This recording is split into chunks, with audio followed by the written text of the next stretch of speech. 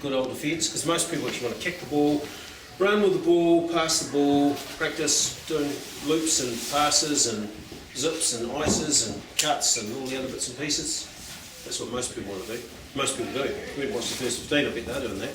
I wonder if they're practising much on defence. How come you want them to practice, look at some defence, Mr. Robson? Have you got any reasons why? Perhaps because they're not that good at it at this stage. I wish they'd said that. Maybe you guys, how many guys think you're really good at defence here? No, everyone's too scared to say it. What do you reckon they like, Sweetie, at defence?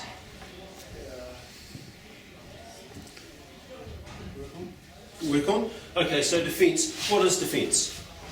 What is it? Well, if you define it, you're in an English test now. What's defence? Tackling.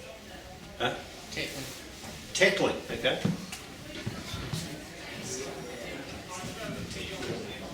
Yep. What else is defence? Yep. Would it be stopping the attacking team from like getting through the line? Stopping attack, getting through. Okay, what else are you trying to do? Because quite often they'll get through the line. You've got to work out what defence is before you work out what you're going to do. So, what is it? Sam? Almost force the area. Yeah, I guess it's a component of it. Yep. Yep. Preventing the opposition from scoring. Good.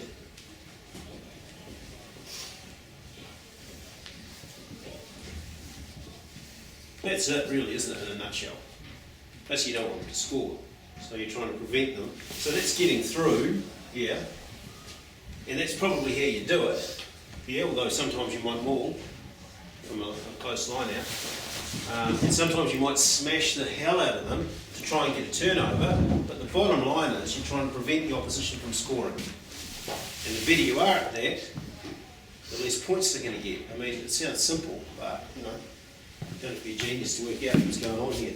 So, how do you defend? So we've said that from there. So how do we defend?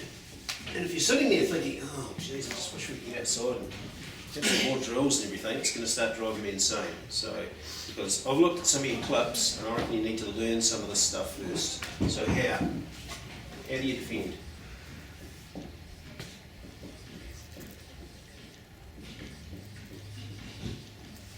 Okay, let's go. Point after point. Yep. Give it like a defensive pattern. Patterns. Okay, what are they? Explain that. I've just dropped in from Mars. I don't know anything about defence. Yep. What's the defensive pattern? Just like say back three wings on strings kind of thing. Okay, wings on strings. So And it's we system. stand around, and we stand around the ruck. What about it? Where the forwards stand around the ruck and who they're marking. And if you put like a drift, yeah, like postman, like a drift call as well, or like a jam. Jam. Drift. Yeah, what's that? Hold maybe? Give a counter up. Yeah, crusader. Yep. Yep. Communication. Communication. Okay.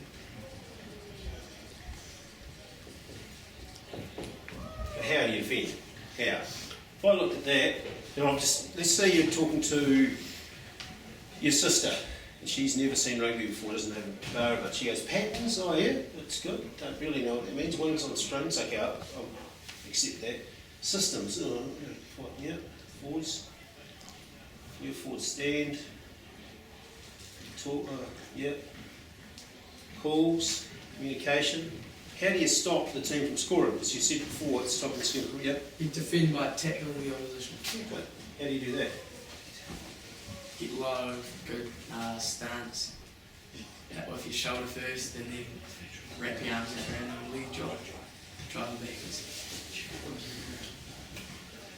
Yeah, what else? That's good, now we're starting to get there. Yep.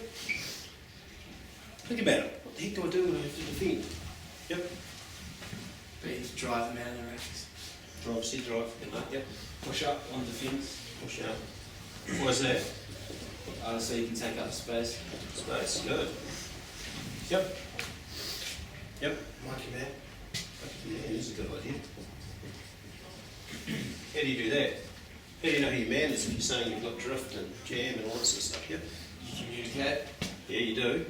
How else do you know that? Line them up. Line them up. Good, fair enough. Yep. Yep, what else? Come on.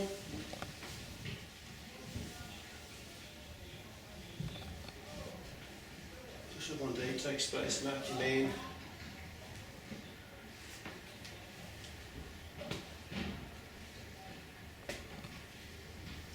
Any ideas? So what about, what's your vision? What's going on with your vision? Let's say there's a rucking ball here.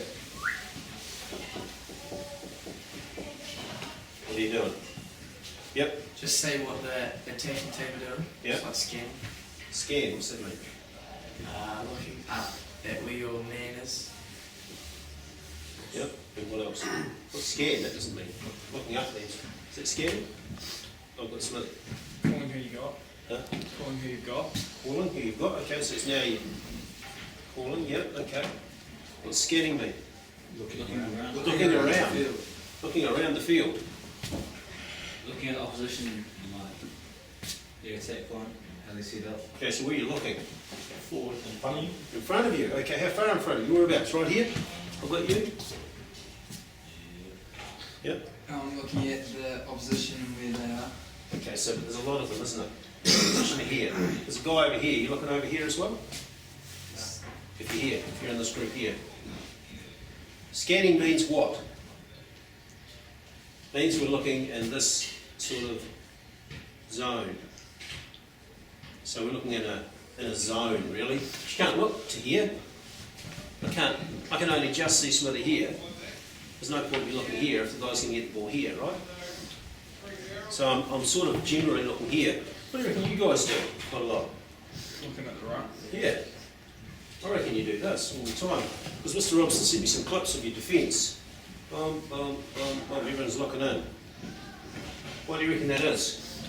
Says who the ball is. Yeah, because that's where the action's going on. Oh, we're not focusing where we should be. I don't reckon that's the reason. You might think that's the reason. Watching everybody else do everything. You're watching what? Watching everybody else do everything. Like closer to the right. Maybe. Maybe. I'll get to it, eh? Alright, so that's how we defend. What do I see? I'll show you what I see. This is an outsider, don't know anything about your game really. What do I see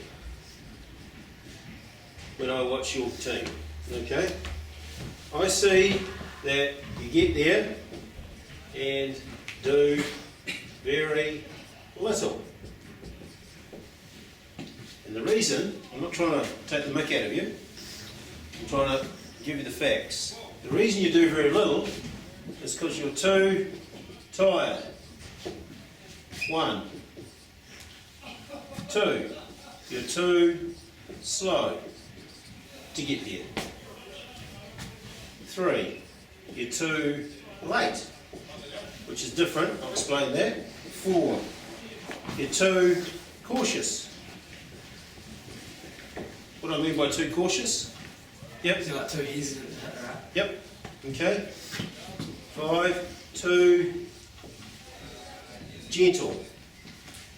What's too gentle mean? Too soft. Soft, yeah. Yeah, maybe. Yeah. Is that you're not aggressive enough? Yeah. You can't be contact. I reckon that, yep. And 6, you lack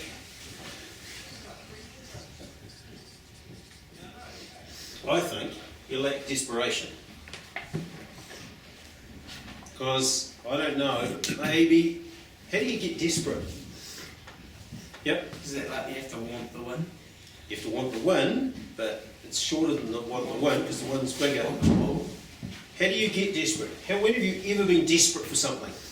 Yeah? When you want something really bad. Really, really badly, you'll do something. So if a home invader breaks into your house and the home invader's about to knife your mother, you're probably going to take him out. You're probably desperate. That'll raise your desperation levels, right? So you have to start working on how the heck you get your desperation levels up high. That's not a very pleasant example, and sport doesn't necessarily have to be in that angle, but you have to start getting desperate. So you're too tired. Okay, let's go back here. Why are you too tired? Yep. Unfit. Okay, so you're not fit enough. Not fit. What sort of fitness do you need? Aerobic fitness. Okay, so you need aerobic fitness. So if you guys, if we just went for a nice sort of maybe a 12k run now, and you thought, oh, look at this old guy, I'll go for a run with him, I don't reckon many people will be able to keep up with me. But you're 14 or 15, whatever you are.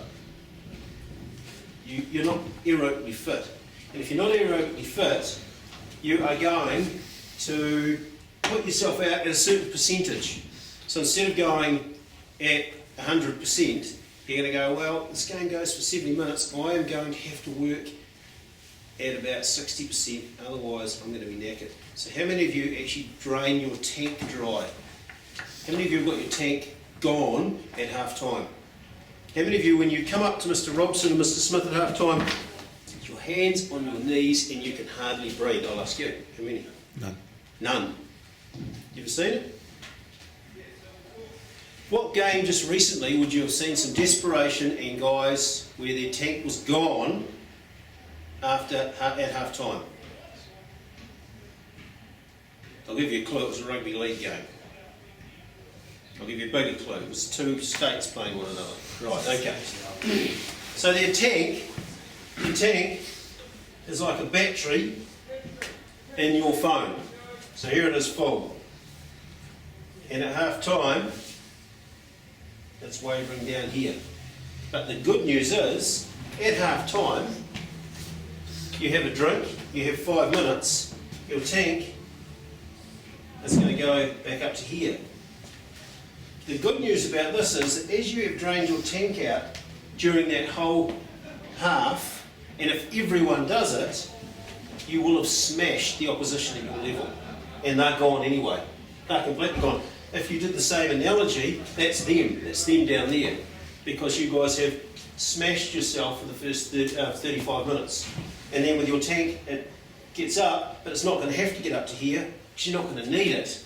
Because the opposition, equally, will have drained their tank a little bit, but you will have destroyed them in the meantime. What you have to do is start actually playing for 30 minutes. It's like, that's it for the game. That's it, we're only playing 30 minutes. And then when you get there, crawl on your hands and knees to your coaches, beg for a drink of water, look for something to wipe the blood off your face, find some tape to get your broken fingers sorted out again, and then crawl onto the field at half time, after half time. Then you'll be starting to think about how you can need to defend. So all this stuff here is great, sure. Everyone does that though. What you're not doing is you're not doing what the other teams are also not doing. And those are the things I want to show you. So I reckon if you can get rid of this component, all of this is going to be a total piece of cake. Those are the physical skills required. The mental skills are endlessly more difficult. If I pull down this thing here, then we just whip through this. So there we go. I've put it into different categories. Now you guys talk about tackling and low and stance and shoulder and right foot up and left foot up and calling and pointing and scanning and that's good, that's great, no problems, you've got to have that. These are the things that I think you're missing. Collectiveness, which is another word for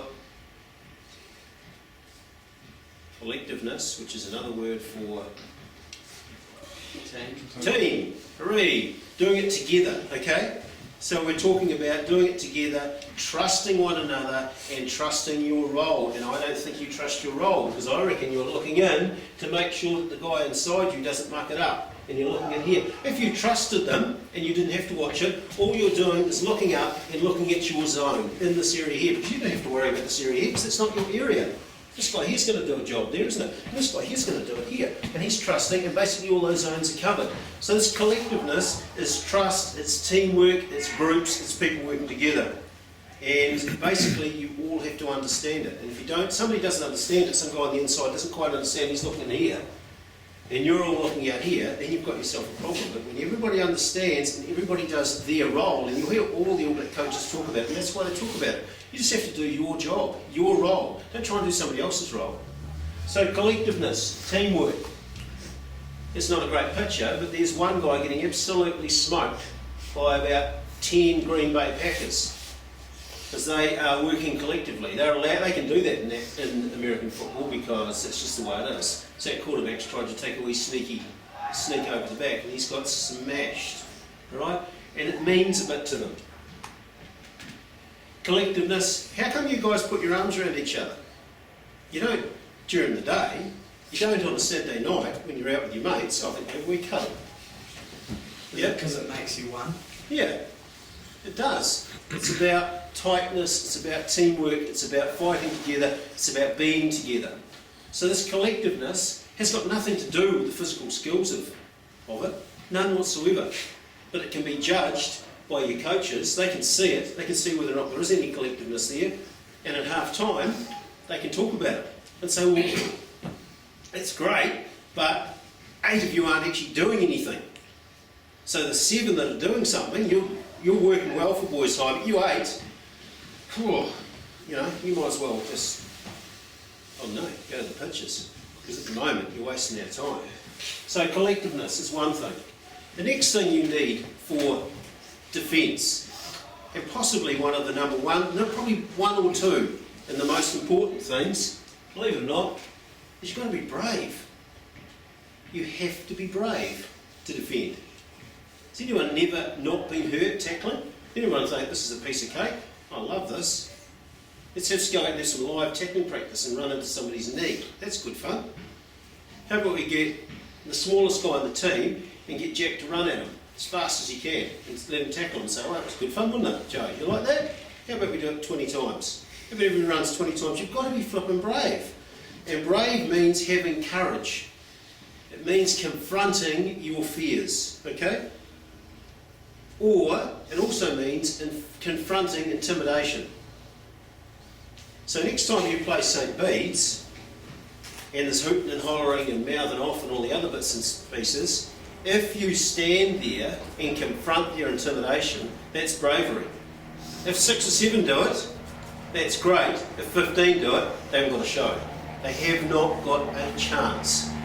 So it's getting everyone to buy into the same thing. So far we've got collectiveness and we've got bravery. Now one of those would have been in the wrong, probably Gordon Tallis on the right. So being the guy on the left who I don't know, I'm not having a hongy by the way, alright? That is being brave. He is fronting up.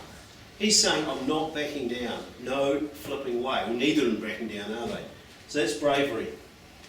I'm not condoning fighting, that's for sure. But sometimes you've got to stand up. Sometimes you have to say, nah, no deal. Not happening, not going to do it here. And that's bravery too. Facing up to intimidation. The other thing I'm suggesting is that I see from the clips that Mr. Robson sent me is this whole physical business. And I call it, oh no I don't, that's war actually, I'll go to war first because that is the analogy that the All Blacks use, that is the analogy that the top sports teams in the world use, because if you want to be brave, you think playing a game of rugby's brave, forget it. Going to war where you can die is the ultimate bravery, the ultimate, and that's what they say, going to war for one another. And if you can get that analogy even a bit in your brain where you are going to go to war for one another with your bravery, well, the opposition, won't matter what defensive patterns they've got, it won't matter how good they are, if you're all together and at that level, they're in trouble. The next thing I think we're actually weak at Boys High, and this is right across the board, the Boys of Bravery, is hurt. How much you are prepared to hurt. When I say hurt, it's physically, mostly. It's huffing and puffing, it's your pain threshold. It's how much you like being completely exhausted. You've got to train harder than your game is on a Saturday. If Mr. Robson tells me that nobody arrives with their hands on their knees, huffing and puffing at half time, you're not hurting. You're simply not going out and hurting enough. You have got your battery on your cell phone at about 3/4 charge, hoping to make a few phone calls at half time. That's what I see. That's what I saw when I looked at it. I saw guys get to the ruck and maul and do nothing. Nothing. Or deliberately take a bit of time to get there because, hey, I can just keep that battery up okay. a little bit. Wouldn't want to run the battery down because then it'll look silly. It'll collapse on the ground. Well, you actually won't, believe me. It'll only get to that bottom line there. And rather than get mocked by your coaches and the guys on the sideline, you are likely to get unbelievable kudos that you have run yourself into the ground until you can no longer walk. And you crawl off. And often it's been said that judging how well you played yourself is how hard it was to get off the field for you, how exhausted you were at the end of the game, how knackered you were for day after day after that. I talked to Brody yesterday and said, how long does it take to get over a test match? He said, usually about lunchtime on a Tuesday, I'm starting to feel like I'm sort of a bit of a human again. I wonder if you play on a Saturday, how long it takes you to get over your game. I'm not saying you're an All Black, but if you're over it by 3:15 on a Saturday afternoon, then it's no wonder that you're having a few problems with your defence. So you have to face pain and hardship, and you have to hurt, because actually that's what you actually like. You might not think it at the time, but think to yourself now, when you've been at your most painful physically, just think, just try and put it in your head for a minute. I'll answer you, it's actually really hard. It's hard to remember pain. It's really, really hard. You might remember a broken leg, but even sort of like, yeah, it sort of hurt. We've all had lots of pain at different times, but it's hard to remember it because it disappears really quickly.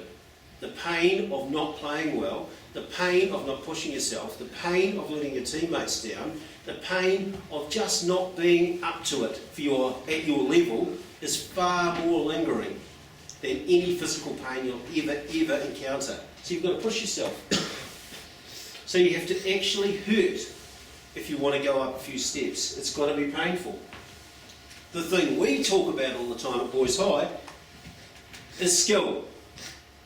Right shoulder, left shoulder, weak shoulder, up, out, in, drift, hold, push, psycho, blah, blah, blah. All those other things get left in the dust. Skill, whoever that is getting smashed. Everyone loves it, hooting and hollering and all the other bits and pieces. So what I'm saying here is a really easy way to remember it. An easy way to remember it, let's see, is, I said,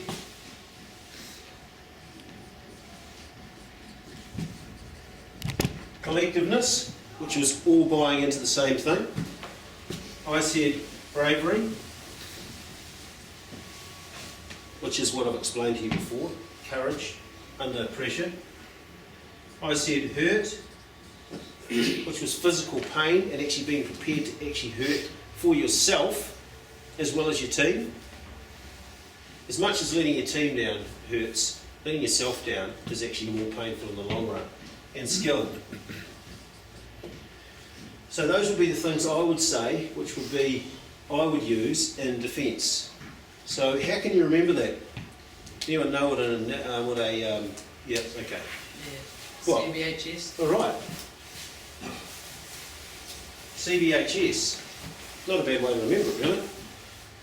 If I'd given you another sort of word to use, might have been a bit more challenging. But the coaches now can see your CBHS level. Now skill, they're probably not going to be, if we practice for the rest of the year, your skill level would only go up a little bit because it takes a long time to increase skill levels. But these things here, you can improve on Saturday. If that was the only thing you practice on Saturday, you could, in fact, if you were looking forward to the opposition getting the ball, so you could actually show this teamwork, this bravery, and this just going as hard as you can, then that would be a really good thing, because the other stuff will take care of itself. And if we just go here, I'll just put those on. So we have a CBHS rating for your team only. The others can get lost, really, can't they? You don't care. I mean, it's good that they play and we're in blue and black, but you're really interested in you. So you've got these four skills, and at or after a game, maybe you could do a rating. Do you rate yourselves at all? We give them a score, yeah. You give them a score? Mm-hmm. I just wondered whether or not it would be possible to give them a score on this CBHS score rating out of 10. They could give themselves a rating, and you could rate them as well. And it would be very, very good feedback, because although you might get a 6 out of 10, it it doesn't tell you whether the coaches think that you actually went out there and went as hard as you could, or whether or not you are brave and showed courage. Now your skill, who knows? Maybe some of you are just better than others. Maybe it's based on a really big tackle that you made. But overall, I think if you do those things, you're going to improve dramatically. And what we're going to go do now, that's what you will get if you do that, is old groundy patting, what was it? On the head. And of course the whole rationale for playing is fun, but if in fact you win, then you get that feeling of extreme jubilation, elation, as opposed to dejection. You know, it can't have been any fun losing to Christ College or St. Bede's, can it? It wasn't fun. But I think if you put these things into play and alter your mindset as to what defence is into these far more basic things, then I think the opposition having the ball should actually be almost terrorised. And that's the key. That's what you're trying to do. You're trying to terrorise them. So we're going to go out and we're going to work on those particular things. So I know I've taken up a fair percentage of your time here, but you have to get that mind shift from it's all about skill, it's all about different shoulders, it's all about technique. It's actually not. It's about being brave, it's about being prepared to hurt and push yourself. It's about all doing it together. Any comments, students? Mr. Robson? Oh, it just mirrors my philosophy entirely, Richard. Any comments? It's my school days. Is that? Alright, well it's one thing talking about it, isn't it? It's not, you know, it's action, deeds. There's a great saying that says when it's all said and done, it's more said than done. When it's all said and done, there's more said than done, and that is so true. So let's get out there and actually do something. What you're going to do is collectively, you are going to run around the outside of the fields. Where is your training field? Number 2. Number 2, the best field in the world. So you're going to run around, 3 is equal with it. You're going to run around the outside to number 2, and then around the first field, through the middle between 1 and 4, and meet us on number